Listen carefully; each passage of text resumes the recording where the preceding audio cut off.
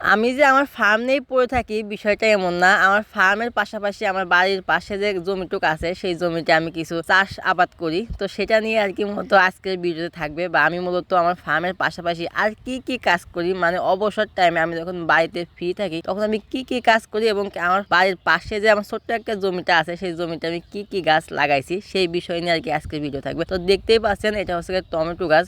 মাশাআল্লাহ পর্যাপ্ত পরিমাণ টমেটো ধরেছে, আলহামদুলিল্লাহ, আল্লাহর কাছে লাখ লাখ শুকরিয়া। তো আপনারা একটু মাশাআল্লাহ বললেন, কারণ এত সুন্দর ফলন ফলাইতে পারছে এটা আমি কখনো কল্পনা করতে পারি নাই। এই ফার্স্ট টাইম আমি এত এত মানে প্রায় 100 পিসের মতন টমেটোর গাছ লাগাইছি। আলহামদুলিল্লাহ 100 পিসই টিকে আছে, এখান থেকে একটা গাছও মারা যায় না, এবং আলহামদুলিল্লাহ অনেক অনেক টমেটো ধরেছে। এই টমেটোগুলো এখনো পাকে নাই, তবে আলহামদুলিল্লাহ এটা রোজার ভিতরে পাকে যাবে, আর রোজার ভিতরে পাকলে পরে আমার জন্য সুবিধা হবে, আমার আর বাড়তি কোনো টমেটো কিনা লাগবে না। এখান থেকে আমি ইফতারি যে টমেটোগুলো হবে সেটা এখান থেকে আমি সংগ্রহ করতে পারবো। এদিক থেকে আল্লাহর কাছে লাখ লাখ শুকরিয়া। তো এইখানে আমি কিছু সবজি লাগাবো, মানে হচ্ছে এখানে আমি ধনিয়া পাতা আর হচ্ছে লাল শাক লাগাবো, যেহেতু সামনে রমজান মাস, আর রমজান মাসে শাক সবজি এমনিতেই বেশি লাগে। সেক্ষেত্রে আমি চাচ্ছিলাম যে এখানে আমি কিছু শাক সবজি লাগাইতে পারি, তাহলে আমি দেখো যে রমজান মাসে আমি এখান থেকে খাইতে পারবো। আর একটা কথা না বললেই নয়, এখন যত জিনিসই খাই মানে শাক সবজি আর যেটাই বলেন সবকিছুতেই ফরমালিনে ভরপুর। এজন্য আর কি সবসময় চেষ্টা করি যে নিজের হাতে উৎপাদন করে বা নিজের হাতে রোপণ করে সেখান থেকে খাওয়ার মজাটাই আলাদা। আগেকার মুরব্বিরা বলতো যে কষ্ট করলে নাকি কেষ্ট মেলে, আসলে কথাটা সম্পূর্ণ সত্য।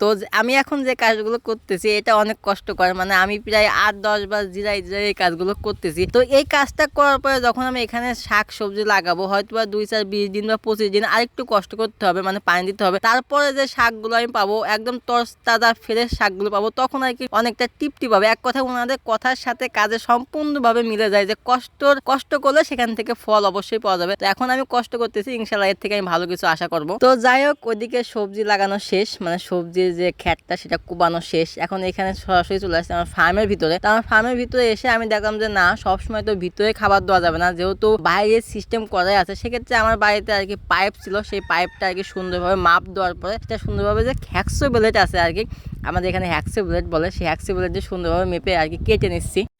এই পাইপের ভিতরে খাবার দেওয়া একদিক থেকে সুবিধা আছে, মানে ওরা খাবারটা অপচয় খুবই কম করে, খুবই কম বলতে কি অপচয় করেই না এক কথায়। এই জন্য আর কি পাইপের ব্যবহার খুবই গুরুত্বপূর্ণ। এই জন্য আর কি খাবারটা সবসময় চেষ্টা করবেন যে বাইরে খাবার দেওয়া। বাইরে খাবার দিলে হয় কি ওরা খাবার যে অপচয়টা সেই অপচয়টা হয় না, যতটুকু খাবার দেবেন ঠিক ততটুকুই ওরা সুন্দরভাবে খেয়ে নেবে, এবং কি চাইলে আপনি ওটার ভিতরে খাবার রেখেও দিতে পারেন, ওদের যখন মন চাবে ওরা সুন্দরভাবে খেয়ে নেবে। তো এই পাইপ দিয়ে খাবারের পাত্র কিভাবে বানায় এর ফুল ভিডিও আমার ইউটিউব চ্যানেল বা ফেসবুক পেজ দুটাতেই দেওয়া আছে, অবশ্যই আপনারা দেখে নেবেন যদি কেউ এভাবে খাবারের পাত্র বানাতে চান। খুবই ইজি বা খুবই সহজ, শুধু একটা পাইপ কিনতে হবে, আর যে পাইপের যে মুখাটা বলে ক্যাপ, সেই ক্যাপ কিনতে হবে, তাহলে সুন্দরভাবে পাইপ আপনি খাবার যে পাত্রগুলো খাবার পাত্র বানা যাবে। তো এখানে হচ্ছে আমার সেই 14 দিনের কোয়েল পাখি আছে, মানে এখানে প্রায় 50 পিস কোয়েল পাখি আছে। সেই কোয়েল পাখি আর কি এই বাইরেই খাবার দেবো, কারণ বাইরে খাবার দেওয়া একটা সহজ উপায়, আর এবং ওদের যে খাবারের যে অপচয় সেটা খুবই কম হয়। এই জন্য আর কি মূলত আমি ওদেরকে বাইরে খাবারের সুন্দরভাবে ফিটিং করে দিচ্ছি। তো নিচে হচ্ছে পানির পাত্র দেবো, কারণ ওদের বাইরে যে এইটা হচ্ছে রানিং ডিম পাড়া কোয়েল পাখি, তো ওদের বাইরে এই পাশে হচ্ছে গেটের এখানে হচ্ছে ওদেরকে খাবার দিয়ে দিচ্ছি, আর এখানে যে পানির পাট সেখানে হচ্ছে পানির পাত্র আর কি সুন্দরভাবে অ্যাডজাস্ট করে দিচ্ছি। তো আজকের ভিডিওটা আর বেশি বড় করতে চাচ্ছি না, এখানে শেষ করতে চাচ্ছি। তো আজকের ভিডিওটি কেমন লাগেছে অবশ্যই কমেন্টে বলে যাবেন। তো সবাই ভালো থাকবেন, সুস্থ থাকবেন, দেখা হবে কালকে নতুন একটা ভিডিওতে। আল্লাহ হাফেজ।